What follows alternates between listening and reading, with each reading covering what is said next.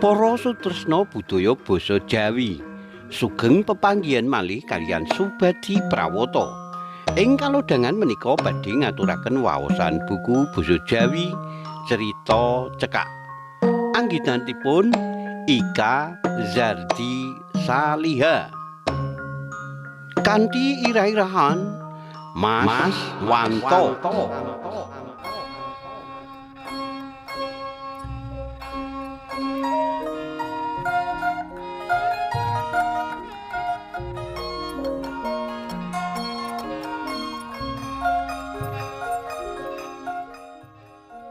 Nini isih nggondheli pituture Mbah Putri.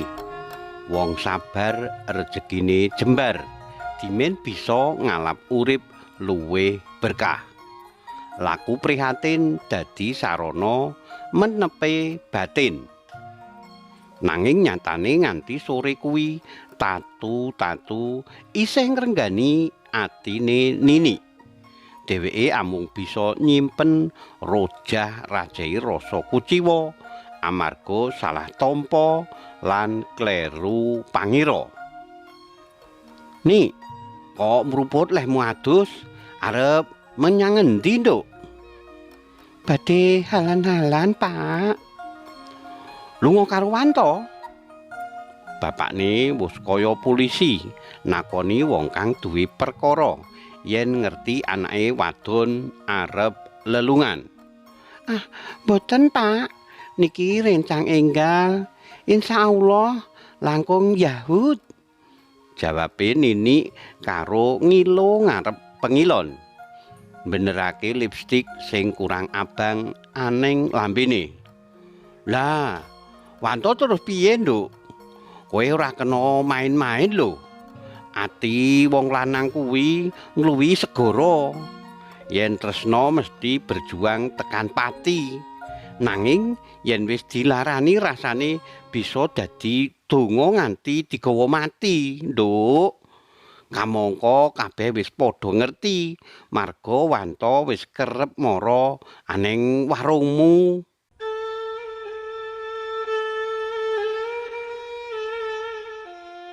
Warung baksone Nini pancen kondang kaloka, jalaran kejaba olah-olahane enak sing dodol ayu. Uga eseme nengsemake. Nganti sing padha tuku saka tukang bangunan tekan priyayi ngaluhur. Ana dosen, perawat, polisi lan sapanunggalane. Ah, pripun malih, Pak? Ngendikane jenengan menawi pados jodoh ampun nilar sekawan perkawis. Agami, bobot, bibit lan bebet. Lah kula rak namung ngestokaken to, Pak.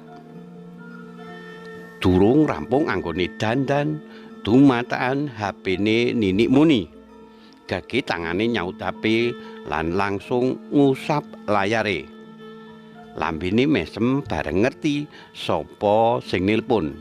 Kanthi bunga telepon banjur diangkat. Halo, Assalamualaikum.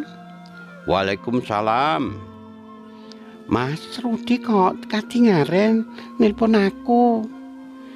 Iya, Dik. Aku mau dolan aneng warung bakso. Jebul kowe wis mulih. Iya, Mas. Sepurane mau adikku sing dakon ngenteni dodolan. Awakku rada mriyang. Oh, aku meh tekan omahmu, Dik. Iki wis tekan protelon cedhak musola.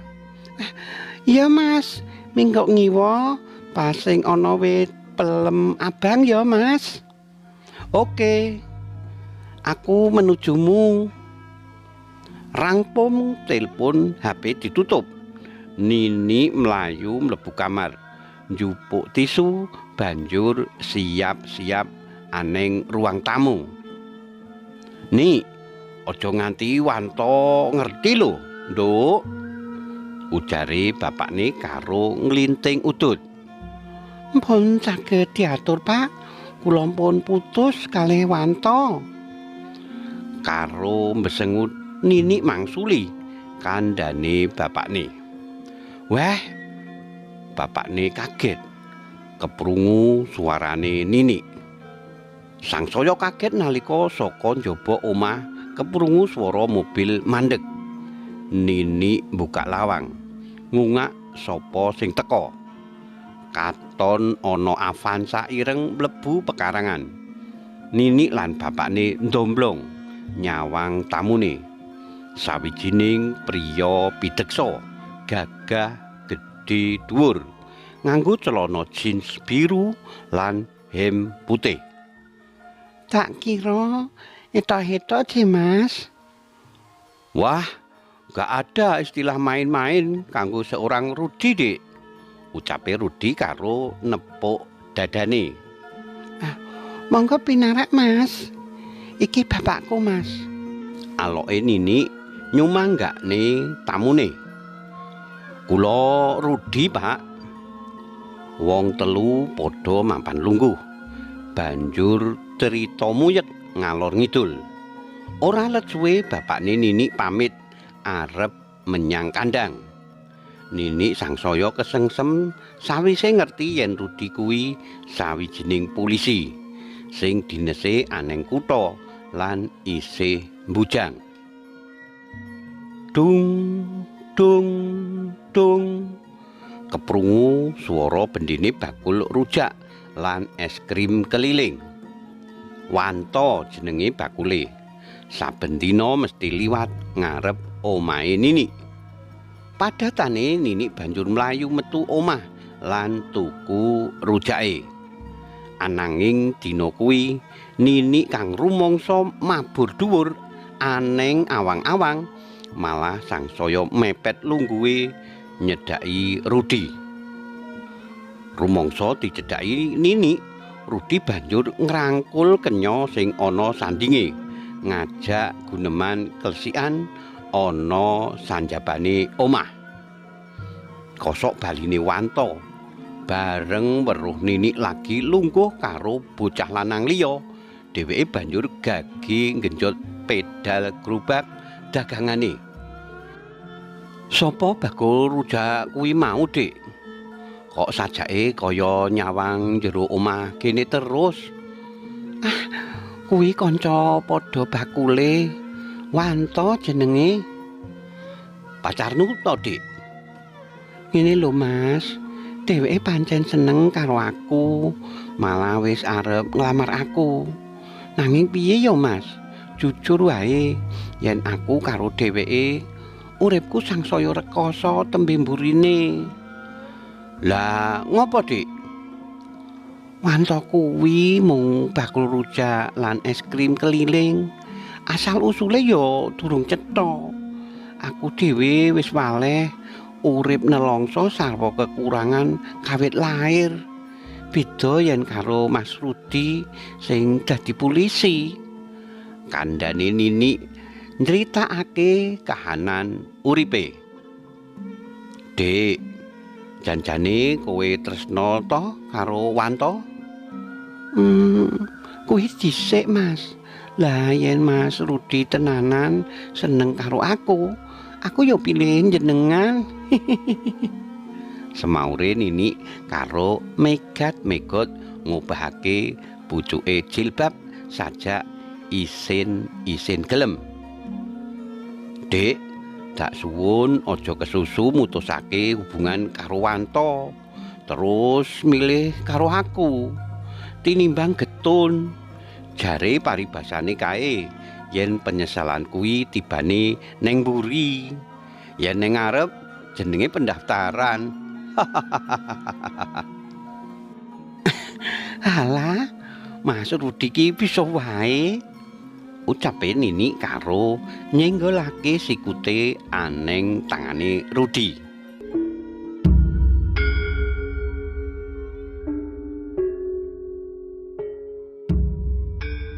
Wektu terus lumaku. Rasa wuyung kang temiyung neng jero atine Nini saya ngrembuyung. Senajan nganti 5 sasi Rudi durung nate mratelakake rasa tresnane. Pancen polatan lan tumanggape Rudi sarwa becik lan gemati. Yen malam minggu kerep dolan aneng ngomahe Nini. Kanggone bocah ABG ngono iku sing diarani apel malming. Tangga teparo wis duweni panyangka yen to Rudi kuwi calone Nini. Amarga saben-saben kerep mara lan dolan bareng.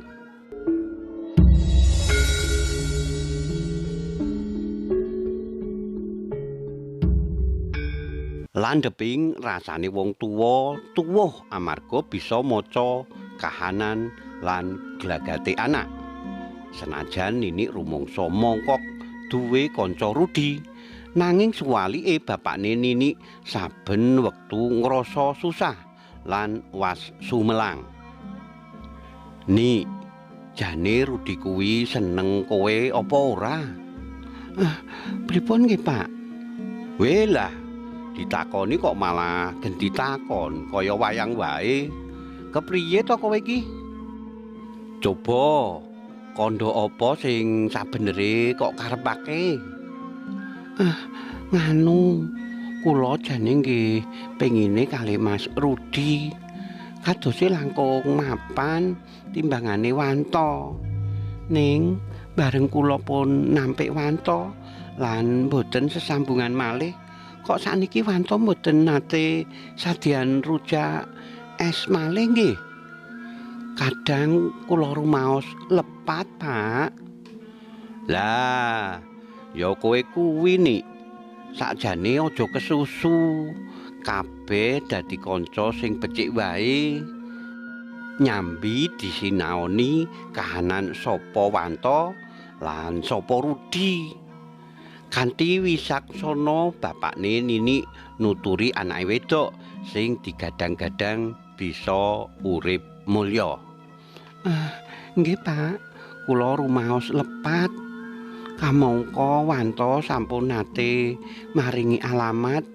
Mbok menawi kula purun dolan mrika badhe ditepangake dhateng bapak ibune. Nah, ya wis, coba saiki ditelisik dhisik. Nih, mbok menawa isih ana dalan kang luwih apik kanggo kowe. Dina Minggu, Nini nglegakake numpak Gojek goleki alamate Wanto sing isih disimpen aneng catetan HP-ne. Ora omong sapa-sapa. Dheweke nekat budal dhewe goleki omahe Wanto. Kurang luwih 20 menit jarake saka omah. Nini nemokake gang lan alamat sing diwenehake Wanto rikala semana. Tekan papan kang dituju, Nini kaget campur gumun. Ora ngira babar blas kene omahe Wanto kuwi ing komplek perumahan polisi. Bangunane klebu modern. Mangku pelataran jembar sing dihiasi taman endah neng semake. Bola bali Nini maca alamat aneng HP-ne. Kanggo nyakinake bener lan orane. Dheweke banjur takon satpam kang jaga perumahan gedhe mau. Mas, nuwun sewu, badhe nyuwun priksa. Oh, inggih menapa, Mbak? Menika menapa leres dalemipun Mas Wanto? Oh, Pak Purwanto SH MH. Sanes, Mas.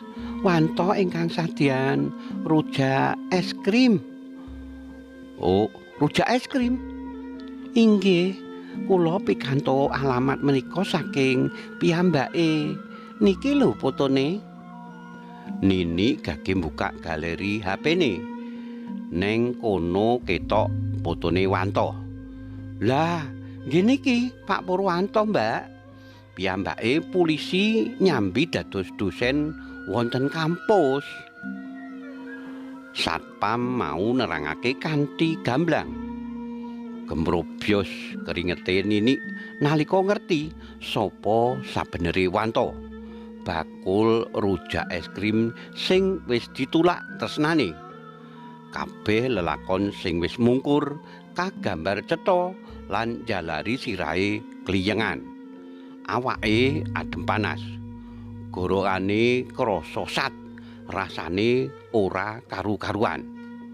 "Mbak, monggo lenggah wonten pos mriki riyin," ujare satpam mau nalika ngerti Nini sajak bingung. Inggih Mas, matur nuwun."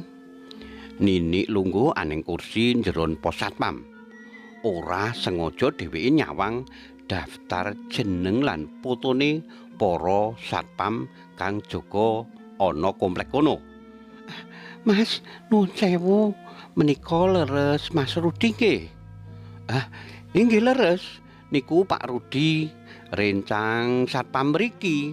Piyambake sering nyupiri Pak Purwanto, Mbak." Keprungu kandhane satpam mau, sirahe Nini rasane sangsaya kliyeng-kliyeng. Donyane kaya pet-petan, kahanan dadi peteng. Nini semaput. Iwak kang ana gegemane lan siap dicekel malah merucut. Karipta dening Ika Zardi Saliha. Cariyos menika kapetik saking kalawarti basa Jawa Joko Lodang nomor 51/7 tanggal 19 April 2000 selangkung ing Ngayogyakarta. Matur nuwun awit kawigatosanipun saged pepanggihan malih wonten ing cariyos sanesipun. Matur nuwun. Nuwun.